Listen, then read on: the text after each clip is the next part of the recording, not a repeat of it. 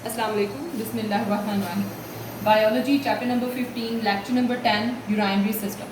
तो what is urinary system? आज हमने यूराइनरी सिस्टम को पढ़ना है। तो यूराइनरी सिस्टम अगर सिंपल वर्ड्स में हम लोग देखें तो यूराइनरी सिस्टम क्या होता है? इट्स अ सिस्टम जिसके अंदर यूरिन इज़ बीइंग प्रोड्यूस। तो ऐसा सिस्टम जिसमें यूरिन जो है वो प्रोड्यूस किया जाता है एंड रिमूव किया जाता है from the body into the environment, this system is called the urinary system. तो मैंने यहाँ पर लिखा हुआ है a system by which the nitrogenous waste are remove from the body is called the urinary system. अब लिविंग ऑर्गेनिजम्स में हम बात करने वाले हैं ह्यूमन बींग्स की। तो ह्यूमन बींग्स में जो यूराइनरी सिस्टम है वो किन ऑर्गन्स के ऊपर कंसिस्ट करता है, कौन से बॉडी पार्ट्स के ऊपर कंसिस्ट करता है, तो उसके ऊपर हम लोग एक नज़र डालते हैं। तो यूराइनरी सिस्टम में सबसे पहले पाए जाते हैं अ पेयर ऑफ किडनीज। दो किडनीज मौजूद होती हैं, एक लेफ्ट साइड पर और एक राइट साइड पर, जैसे कि आप यहाँ पर देख सकते हैं। ये एक यूराइनरी सिस्टम है of a human being, urinary system in male. तो यूराइनरी सिस्टम इन मेल अगर हम लोग देखें तो यहाँ पर आपको दो किडनीज नज़र आ रही हैं, अ पेयर ऑफ किडनीज, एक लेफ्ट साइड पर है और एक राइट साइड पर है। इसके अलावा अ पेयर ऑफ यूरेटर्स मौजूद होता है। अ पेयर ऑफ यूरेटर्स में यूरेटर क्या है? ये वो ट्यूब है जो कि ड्रेन करती है from the kidney to the urinary bladder.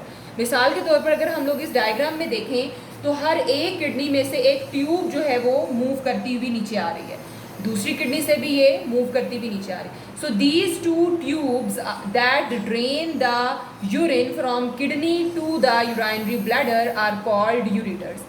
तो हमारे पास ये दो ट्यूब्स होती हैं जिनका कनेक्शन किसके साथ है? एक तरफ किडनीज के साथ, दूसरी जानिब यूराइनरी ब्लैडर के साथ। So these are the ureters. और चूंकि दो किडनीज होती हैं इसी तरह यूरेटर्स भी दो ही होते हैं। इसके अलावा यूराइनरी ब्लैडर होता है। ब्लैडर हम लोग एक बैग को कहते हैं, एक सैक को कहते हैं, जो बहुत फ्लैक्सीबल होता है और कुछ टाइम तक के लिए यूरिन को स्टोर कर सकता है। मिसाल के तौर पर यहाँ पर जब ये दो यूरेटर्स किडनी से यूरिन को लेकर आते हैं, यहाँ से मूवमेंट होती है, यूरिन को किसकी तरफ लेकर आते हैं? यूराइनरी ब्लैडर की तरफ। तो ये यहाँ पर यूरिन जो है वो स्टोर हो जाता है। अब this flexible bag is called the urinary bladder. यहाँ पर फॉर सम टाइम क्या होगा? यूरिन स्टोर होगा।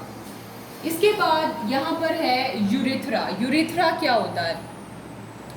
हम लोग क्या देखते हैं कि जो यूराइनरी ब्लैडर है, दिस यूराइनरी ब्लैडर, ये नेक्स्ट ओपन अप हो रहा है एक ट्यूब में जिसको हम क्या कहते हैं? Urethra. This long tube is called the urethra, जिसकी ओपनिंग क्या है? Urethral orifice.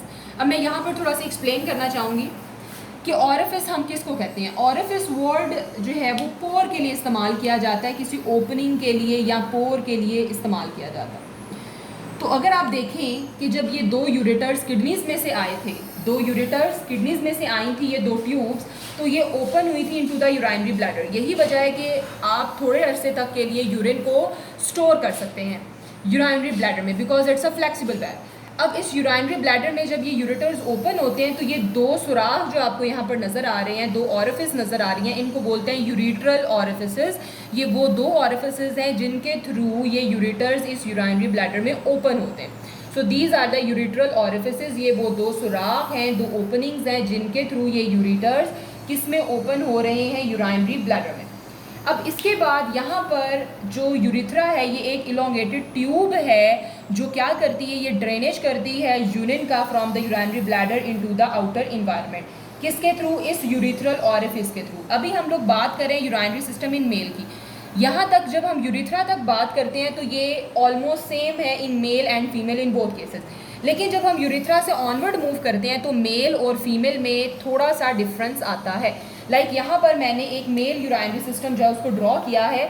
यू नो कि मेल यूराइनरी सिस्टम में जो कपलेटरी ऑर्गन पेनिस होता है वो उसके अंदर यूरेथ्रा एक इलोंगेटेड ट्यूब के थ्रू की फॉर्म में जो है वो मूव करता है। तो हम कह सकते हैं कि यूरेथ्रा पेनिस के थ्रू मूव करता हुआ किसके अंदर ओपन होता है? यूरेथ्रल ऑरिफिस में, और उसके through outer to the environment remove हो जाता है यूरिन। लेकिन फीमेल्स में ऐसा नहीं होता। फीमेल्स में क्या होता है कि यूरेथ्रा से नेक्स्ट डायरेक्ट ओपनिंग आ जाती है, that is called the vagina.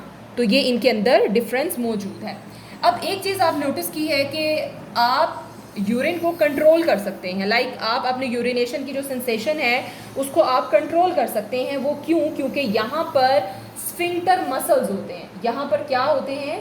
Sphincter muscles होते हैं इस जगह पर, यूराइनरी ब्लैडर और आगे यूरिथ्रा वाली जो ट्यूब है यहाँ पर क्या होते हैं, स्फिंक्टर मसल्स। अब ये स्फिंक्टर मसल्स क्या करते हैं, ये कंट्रोल कर सकते हैं यहाँ से यूरिन को। तो इस तरह से जो ह्यूमन बींग्स हैं वो यूरिनेशन को कंट्रोल, यही वजह है कि ह्यूमन बींग्स जो हैं वो क्या कर सकते हैं, because of these sphincter muscles ये यूरिनेशन को कंट्रोल कर सकते हैं। अब बात यहाँ पर आती है कि अगर आप देखें तो लेफ़्ट किडनी जो है वो थोड़ी सी अबव है, लाइक अगर हम यहाँ पर देखें तो लेफ़्ट किडनी थोड़ी सी ऊपर है और राइट किडनी थोड़ी सी नीचे है। व्हाट्स द रीज़न, क्यों लेफ़्ट किडनी थोड़ी ऊपर और राइट किडनी नीचे होती है? इसकी वजह ये है कि हमारे पास बॉडी में जो लेफ़्ट राइट किडनीज होती हैं वो प्रेजेंट होती हैं लीवर के नीचे। This is the liver. तो लीवर की दो लोब्स होती हैं जिसको हम जिगर कहते हैं, इसकी दो लोब्स होती हैं, एक लेफ़्ट लोब होती है और एक राइट लोब होती है। अब लेफ़्ट लोब जैसे कि आप देख सकते हैं it is small in size, but right lobe is in large size. तो अब हमारे पास जो किडनीज़ हैं, यहाँ पर जो लेफ़्ट किडनी होती है उसे स्पेशियस रूम मिलता है जिसकी वजह से वो ऊपर मौजूद होती है। लेकिन जो लेफ़्ट किडनी होती है लीवर की, राइट किडनी जो होती है वो लीवर की राइट लोब से सुप्रेस होकर, पुश होकर थोड़ी सी नीचे होती है। उसकी रीज़न क्या है, क्योंकि यहाँ पर स्पेस नहीं है, स्पेस अवेलेबल नहीं है, इसलिए राइट किडनी थोड़ी सी नीचे होती है और लेफ़्ट किडनी थोड़ी सी ऊपर होती है। So this is the reason कि हमारे पास हमेशा लेफ़्ट किडनी सुपीरियर और राइट किडनी जो है हमेशा इन्फीरियर होती है। इसके अलावा अभी हम लोग ब्लड सर्कुलेशन की बात करते हैं। तो ब्लड सर्कुलेशन के हवाले से अगर मैं आपको बताऊं तो हम लोग लिवर के फंक्शन को कह सकते हैं कि this is very much important. उसकी रीज़न क्या है, क्यों ये बहुत ज़्यादा इम्पॉर्टेंट है? जैसे लिखा हुआ है यहाँ पर कि kidney function is very much crucial. उसकी रीज़न क्या है कि अगर हम लोग फ़र्क देखें वेट के हिसाब से तो किडनीज जो होती हैं वो हमारी बॉडी का ऑलमोस्ट 1% होती है, जो कि बहुत स्मॉल, बहुत माइन्यूट सी एक वैल्यू बनती है।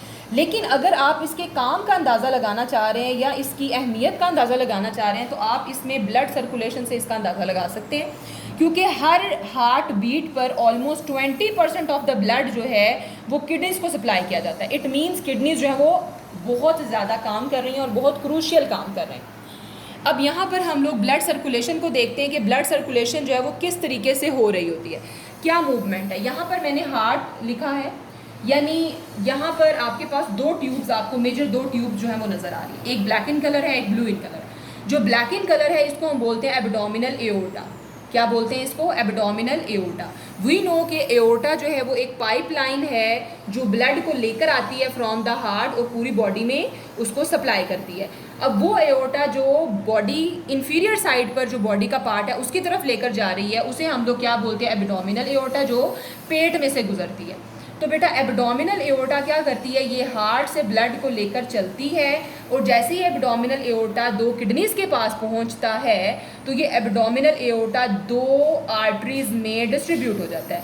एक जो कि लेफ़्ट किडनी की तरफ जा रही है उसे हम बोलेंगे लेफ़्ट रीनल आर्टरी, और जो राइट किडनी की तरफ आर्टरी जाएगी उसे हम लोग बोलेंगे राइट रीनल आर्टरी।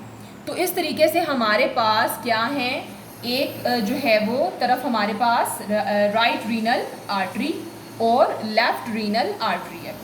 तो ब्लड की सर्कुलेशन किस तरीके से, हार्ट से ब्लड आ रहा है एब्डोमिनल एओर्टा में और वहाँ से ये रीनल आर्टरीज़ के थ्रू ब्लड जा रहा है किसके अंदर, किडनीज़ के थ्रू, किडनीज़ के अंदर। इसी तरह अगर हम लोग दूसरी जानिब देखें तो किडनीज़ में से कुछ ट्यूब्स निकल रही हैं जिनके थ्रू ब्लड निकल रहा है, डीऑक्सीजनेटेड ब्लड निकल रहा है। तो ये जो ट्यूब्स होती हैं लेफ़्ट और राइट, ये वेन्स होती हैं, जैसे कि यहाँ पर लिखा हुआ है left renal vein, this is the left renal vein, this one is the left renal vein, और ये क्या है, राइट रीनल वेन है। और ये दोनों वेन्स अपना जो डीऑक्सीजनेटेड ब्लड होता है वो किस मेन ट्यूब में लेकर आती हैं, इंफीरियर वेना कैवा, और इंफीरियर वेना कैवा अल्टीमेटली इस ब्लड को कहाँ तक ले जाता है, हार्ट में।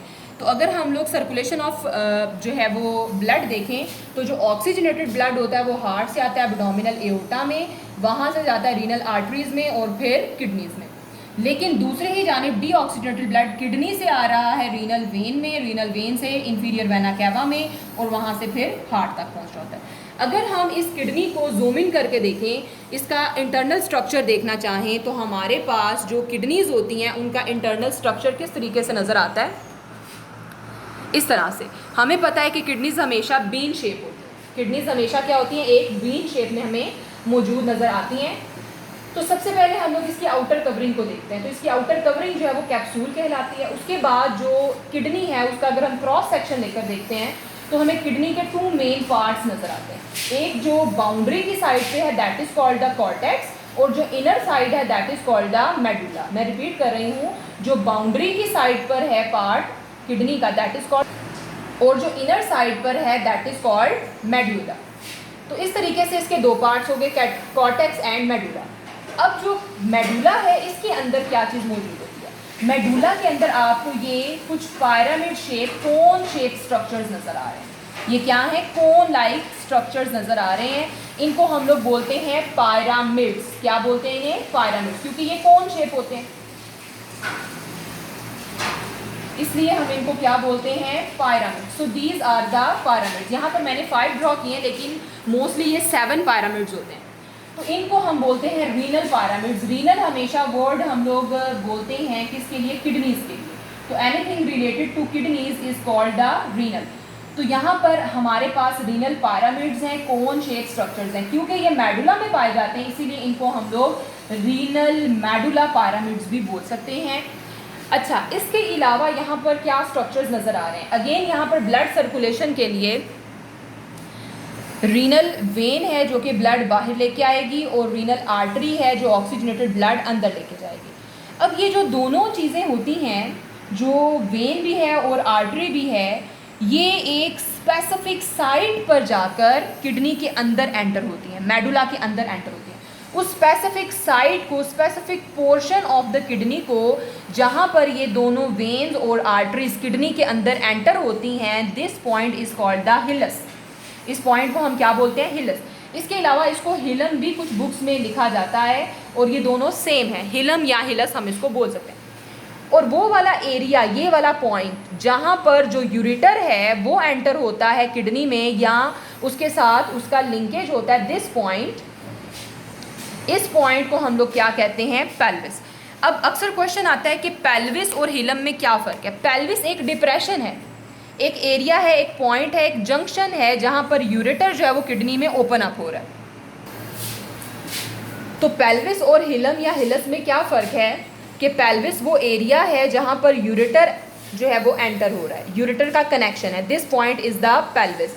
लेकिन पेल्विस में ही वो पॉइंट जहाँ पर ये वेन और आर्टरी एंटर होती हैं इनटू द किडनी, उस पॉइंट को हम हिलस या फिर हिलम कहते हैं। So this was all about the kidney and the urinary system. Thank you.